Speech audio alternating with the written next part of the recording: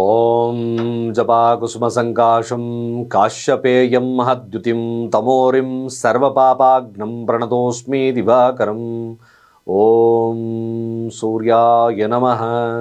ಸಮಸ್ತ ತುಳಸಿ ವೀಕ್ಷಕರಿಗೆ ಶಿವಸ್ವಾಮಿ ಗುರುಜಿಯ ಅನಂತ ನಮಸ್ಕಾರಗಳು. ಸ್ನೇಹಿತರೆ, ಪ್ರತಿಯೊಂದು ನಕ್ಷತ್ರಗಳದ್ದು ತಿಳಿಸ್ತಕ್ಕಂಥ ಕೆಲಸ ಮಾಡ್ತಾ ಇದ್ದೇನೆ. ಈಗಾಗಲೇ ಇವತ್ತಿನ ಸಂಚಿಕೆಯಲ್ಲಿ ಕೃತಿಕಾ ನಕ್ಷತ್ರದವರ ಇಡೀ ಭವಿಷ್ಯ, ಹಾಗೆ ಅವರಲ್ಲಿರ್ತಕ್ಕಂಥ ನ್ಯೂನತೆಗಳಾದರೂ ಏನು ಕಾಡುತ್ತೆ, ಯಾವ ದೋಷಗಳನ್ನು ಕಾಡುತ್ತೆ, ಯಾವ ಒಂದು ತತ್ವವನ್ನು ಕಡಿಮೆ ಮಾಡ್ಕೋಬೇಕಾಗುತ್ತೆ, ಹಾಗೆ ಇವ್ರದ್ದು ಪ್ರತಿಯೊಂದನ್ನು ಕೂಡ ನಾನು ತೋರಿಸ್ತಾ ಇದ್ದೇನೆ. ಇವರ ಯಾವ ಒಂದು ಗಣ ಬರುತ್ತೆ, ಮದುವೆ ಮಾಡಬೇಕಾದ್ರಾಗಲಿ ಗುರುಗಳೇ ಯಾವ ನಾಡಿ ಇದೆ ನಮ್ಮದು, ಯಾವ ಗಣ ಬರುತ್ತೆ, ಯಾವ ಪಕ್ಷ ಆಡಳಿತ ಮಾಡ್ತಕ್ಕಂಥದ್ದು, ಯಾವ ಹೆಸರು ಬರುತ್ತೆ ಗುರುಗಳೇ, ಕೃತಿಕಾ ನಕ್ಷತ್ರ, ಇವೆಲ್ಲ ನೋಡ್ತಿದ್ದೆ. ಕೃತಿಕಾ ನಕ್ಷತ್ರ ಮೇಷ ಹಾಗೆ ವೃಷಭ ರಾಶಿಯಲ್ಲಿ ಬರ್ತಕ್ಕಂಥದ್ದು. ಮೇಷರಾಶಿಯಲ್ಲಿ 1 ಪಾದ, ವೃಷಭ ರಾಶಿಯಲ್ಲಿ 3 ಪಾದಗಳು ತೋರಿಸ್ತಕ್ಕಂಥದ್ದು ಇರ್ತಕ್ಕಂಥದ್ದು. ನೋಡಿ, ಕುಜನ ತತ್ವ ಹಾಗೆ ಶುಕ್ರನ ತತ್ವ ಇರ್ತಕ್ಕಂಥದ್ದು. ಒಂದು ಕೃತಿಕಾ ನಕ್ಷತ್ರಕ್ಕೆ ನಕ್ಷತ್ರ ಅಧಿಪತ್ಯ ಬಂದು ಸೂರ್ಯ. ನೀವು ಯಾರ್ಯಾರು ಕೃತಿಕಾ ನಕ್ಷತ್ರದಲ್ಲಿ ಹುಟ್ಟಿದ್ದೀರೋ ಅವರು ಸೂರ್ಯ ದಶದಿಂದ ಅವರ ಜೀವನ ಪ್ರಾರಂಭ ಅಂತ ನೋಡಿ.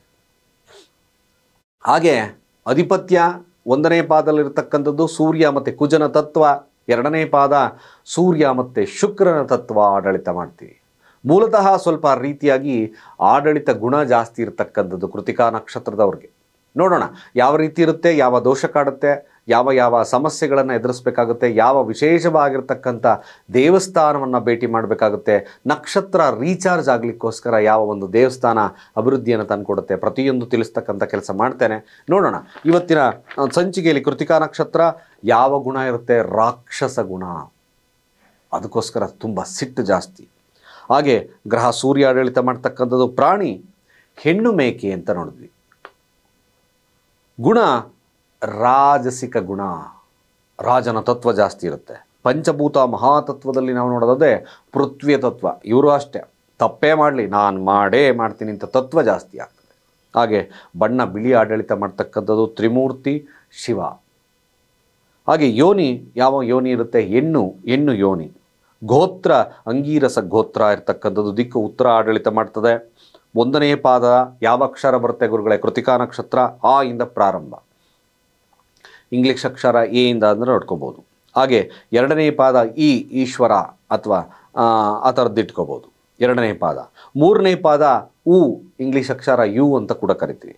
4ನೇ ಪಾದ ಎ ಅಂದರೆ ಎ ಆ ಒಂದು ಬರುತ್ತೆ. ಇಂಗ್ಲಿಷ್ ಅಕ್ಷರ ನಾವು ನೋಡೋದಾದರೆ HA ಅಂತ ಆದರೂ ಹಾಕೋಬೋದು. ಡಬಲ್ ಎ ಬರುತ್ತೆ, ಎ ಆ ಎ ಕೂಡ ಆಗ್ತದೆ. ಇದು ಅವರ ಒಂದು ನಕ್ಷತ್ರಕ್ಕೆ ಬರ್ತಕ್ಕಂಥ ಹೆಸರುಗಳು. ನಾಡಿ ಯಾವುವು, ಅಂತ್ಯನಾಡಿ.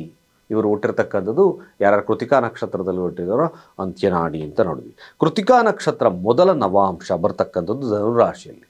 ನೋಡಿ, ಕೃತಿಕಾ ನಕ್ಷತ್ರ 1ನೇ ಪಾದ ಮೇಷರಾಶಿಯಲ್ಲಿ ಬರ್ತಕ್ಕಂಥದ್ದು.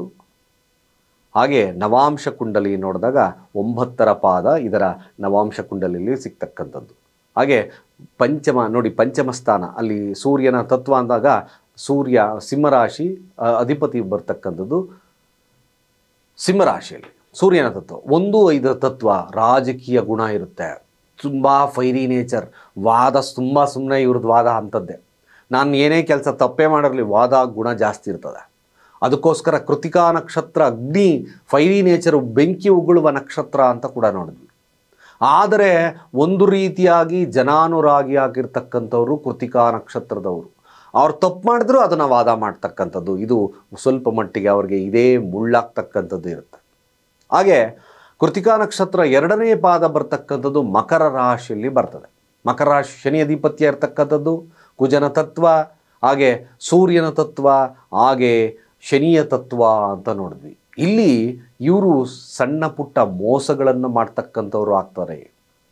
ಹಾಗೆ ಜನಾನುರಾಗಿ ಕೂಡ ಕೆಲವೊಬ್ಬೊಬ್ಬರು ಆಗ್ತಾರೆ. ಅವರ ಜಾತಕದಲ್ಲಿ ನೋಡಬೇಕಾಗುತ್ತೆ. ಇದನ್ನು ಎರಡೂ ಹೇಳ್ತಕ್ಕಂಥದ್ದು ನಾನು ನೋಡ್ತಕ್ಕಂಥದ್ದು ಕೆಲಸ.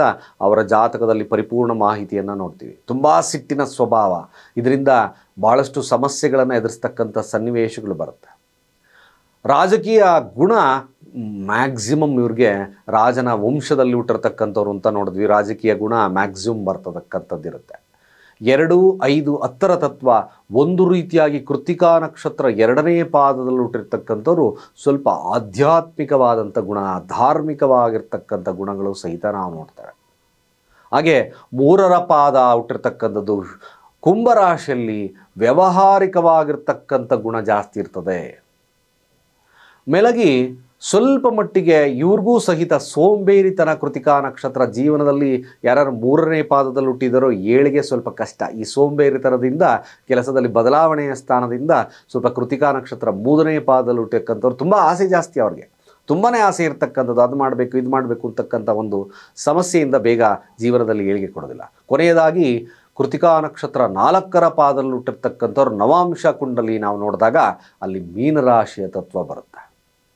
ಇವರು ಸ್ವಲ್ಪ ನಾವು ಕೃತಿಕಾ ನಕ್ಷತ್ರ 4ನೇ ಪಾದದಲ್ಲಿ ಹುಟ್ಟಿಕ್ಕಂಥವ್ರಿಗೆ ಖಂಡಿತವಾಗಿ ಒಂದು ರೀತಿ ಸೇವಾ ವೃತ್ತಿ ಜಾಸ್ತಿ ಇರ್ತಕ್ಕಂಥದ್ದು ಬರುತ್ತೆ. ಎಲ್ಲರಿಗೂ ಒಂದೇ ಸಮನಾಗಿರ್ತಕ್ಕಂಥ ಒಂದು ಗುಣವನ್ನು ತೋರಿಸ್ತಕ್ಕಂಥ ಔದಾರ್ಯತೆ ಅಲ್ಲಿ ಜಾಸ್ತಿ ಇರುತ್ತೆ. ಧಾರ್ಮಿಕವಾಗಿರ್ತಕ್ಕಂಥ ನಾಯಕರಾಗ್ತಾರೆ ಅಂತ ಶಾಸ್ತ್ರ ಹೇಳುತ್ತೆ. ಯಾರು ಕೃತಿಕಾ ನಕ್ಷತ್ರ ಸ್ವಲ್ಪ ಮಟ್ಟಿಗೆ ಕಷ್ಟ ನಷ್ಟಗಳು ಜಾಸ್ತಿ ಇರುತ್ತೆ 4ರ ಪಾದದಲ್ಲಿ ಹುಟ್ಟಿಕ್ಕಂಥವ್ರಿಗೆ. ಆದರೆ ಒಂದು ರೀತಿಯ ಪುಷ್ಕರ ನವಾಂಶ ಅಂತ ಕೂಡ ನೋಡಿದ್ವಿ. ಮ್ಯಾಕ್ಸಿಮಮ್ ಜೀವನದಲ್ಲಿ ಏನೇ ಕಷ್ಟ ನಷ್ಟಗಳು ಬಂದರೂ ಅವರು ಗೆಲ್ಲುವ ಒಂದು ಕೇಪಬಿಲಿಟಿ ಅವರ ಜಾತಕದಲ್ಲಿರುತ್ತೆ. ನಿಮ್ಮ ಜಾತಕ ಕೂಡ ಉತ್ಕೃಷ್ಟವಾಗಿದ್ದರೆ ಅತ್ಯಂತ ಮಹತ್ವಪೂರ್ಣವಾಗಿರ್ತಕ್ಕಂಥ ಲಾಭದಲ್ಲಿ ಇರ್ತೀರಿ, ಎಲ್ಲ ಥರದ ಲಾಭದಲ್ಲಿರ್ತೀರಿ. ಇಲ್ಲಾಂದರೆ ಬೆಳಿಬೇಕಾದ್ರೆ ಸ್ವಲ್ಪ ಏಳಿಗೆ ಕಷ್ಟ ಆಗ್ತಕ್ಕಂಥದ್ದು ಇರುತ್ತೆ. ಮೂಲತಃ ನೀವು ಸೂರ್ಯ ದಶದಿಂದ ನಿಮ್ಮ ಜೀವನ ಪ್ರಾರಂಭ ಆಗಿರಬೇಕಾದ್ರೆ ಖಂಡಿತವಾಗಿ ನಿಮಗೆ ಹುಟ್ಟುತ್ತಲೇ ನಾಯಕತ್ವದ ಗುಣ, ಹಾಗೆ ನಾಯಕತ್ವದ ಶಕ್ತಿ, ಹಾಗೆ ಸಿಟ್ಟು ಕೂಡ ಹಾಗೆ ಬಂದಿರುತ್ತೆ. ಹಠದ ಸ್ವಭಾವ, ವಿಪರೀತವಾಗಿರ್ತಕ್ಕಂಥ ಹಠದ ಸ್ವಭಾವ ಕಾಡ್ತಕ್ಕಂಥದ್ದಿರುತ್ತೆ. ಇದರಿಂದ ಮನೆಯಲ್ಲಿ ಇರ್ತಕ್ಕಂಥ ಅಣ್ಣ ತಮ್ಮಂದಿರನ್ನೂ ಸಹಿತವಾಗಿ ನೀವು ದ್ವೇಷಕ್ಕೆ ಒಳಗಾಗ್ತಕ್ಕಂಥ ಸನ್ನಿವೇಶ ಬರ್ತದೆ. ಯಾರ್ಯಾರು ಈ 2 ಮತ್ತು 3ರ ಪಾದದಲ್ಲಿ ಹುಟ್ಟಿದ್ರೋ ಅಣ್ಣ ತಮ್ಮಂದರಲ್ಲಿ ವೈಮನಸ್ಸುಗಳು, ಶತ್ರುಗಳು ಜಾಸ್ತಿ ಆಗ್ತದೆ. ಯಾರ್ಯಾರು ಕೃತಿಕಾ ನಕ್ಷತ್ರದ ಶತ್ರುಗಳು, ವಿಪರೀತವಾಗಿರ್ತಕ್ಕಂಥ ಶತ್ರುಗಳ ಬಾಧೆ, ಅಣ್ಣ ತಮ್ಮರು ವೈಮನಸ್ಸುಗಳು ತುಂಬ ಜಾಸ್ತಿ ಇರ್ತಕ್ಕಂಥದ್ದಿರುತ್ತೆ. ಹಾಗೆ ಈ ಕೃತಿಕಾ ನಕ್ಷತ್ರದವ್ರಿಗೆ ಮ್ಯಾಕ್ಸಿಮಮ್ ಒಂದು ರೀತಿಯಾಗಿ ಮದುವೆ ವಿಳಂಬತೆ ತೋರಿಸ್ತದೆ. ಕೆಲವೊಬ್ಬರು ಗುರುಗಳೇ ಏನು ಸಮಸ್ಯೆ ಇದೆ, ಏನು ಸಮಸ್ಯೆ? ಮ್ಯಾಕ್ಸಿಮಮ್ ಈ ಯಾರ್ಯಾರು ಕೃತಿಕಾ ನಕ್ಷತ್ರದಲ್ಲಿ ಹುಟ್ಟಿದ್ದೀರೋ ಅವರಲ್ಲಿ ವೈವಾಹಿಕ ಜೀವನವೂ ಸ್ವಲ್ಪ ಸಮಸ್ಯೆ ಇರುತ್ತೆ.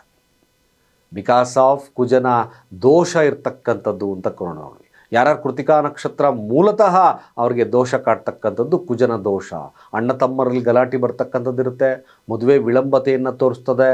ಜೊತೆಗೆ ಮದುವೆಯಲ್ಲಿ ವೈವಾಹಿಕ ಜೀವನದಲ್ಲಿ ನಿಮ್ಮ ಅಹಮ್ಮಿಂದ ಡಿವೋರ್ಸ್ ಆಗ್ತಕ್ಕಂಥ ಸನ್ನಿವೇಶಗಳೂ ಒದಗಿ ಬರ್ತಕ್ಕಂಥದ್ದಿರುತ್ತೆ.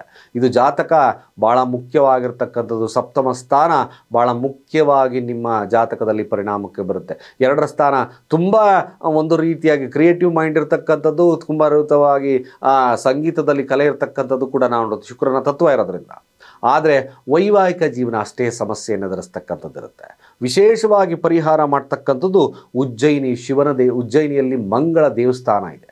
ಆ ಮಂಗಳ ದೇವಸ್ಥಾನವನ್ನು ಭೇಟಿ ಮಾಡ್ತಕ್ಕಂಥದ್ದು ನಿಮಗೆ ಮ್ಯಾಕ್ಸಿಮಮ್ ಕುಜದೋಷದಿಂದ ನಿರ್ಮೂಲನೆ ಬರ್ತದೆ. ಯಾರ್ಯಾರು ಕೃತಿಕಾ ನಕ್ಷತ್ರದಲ್ಲಿ ಹುಟ್ಟಿದ್ದೀರೋ ನಿಜವಾಗ್ಲೂ ಒಂದು ಸರಳವಾಗಿರ್ತಕ್ಕಂಥ ಪರಿಹಾರ ಹೇಳ್ತೀನಿ. ಬಾಳೆ ಎಲೆಯಲ್ಲಿ ಆಗಿಂದಾಗೆ ಊಟ ಮಾಡ್ತಕ್ಕಂಥ ಕೆಲಸ ಮಾಡಿ, ಮ್ಯಾಕ್ಸಿಮಮ್ ಕುಜನ ದೋಷ ನಿವಾರಣೆ ಆಗಿಬಿಡುತ್ತೆ.